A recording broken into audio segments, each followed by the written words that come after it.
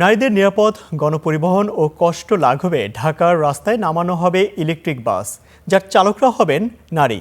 আগামী 6 মাসের মধ্যে বিশেষ বাস সার্ভিস চালুর সিদ্ধান্ত নিয়েছে নতুন সরকার।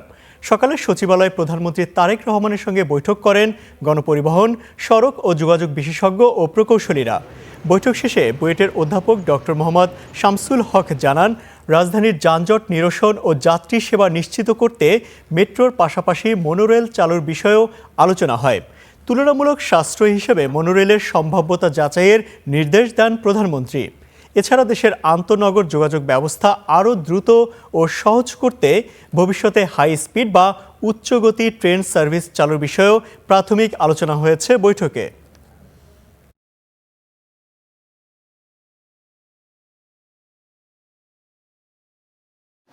মহিলাদের জন্য আবেদন সৃষ্টিকারী এবং সিকিউর গণপরিবহনের বাস মহিলারাই চালাবে এবং সবচেয়ে বড় আগ্রহটা দেখলাম, খুব ভালো লেগেছে, তিনি ইলেকট্রিফিকেশন বাস দিয়ে আরম্ভ করতে চাচ্ছেন। এটা কিন্তু অন্যান্য দেশেও যখন বিদ্যুতের দিকে চলে গেছে, কারণ আগামী 15-20-30 বছর পর আর কিন্তু ডিজেল গাড়ি নাও পাওয়া যেতে পারে, বাড়াবেই না, সব ইলেকট্রিক্যাল হবে। সো প্রতিটা দেশের গভর্নমেন্ট এই যে ট্রানজিশন পিরিয়ডে বাসকে দিয়ে আরম্ভ করেছে।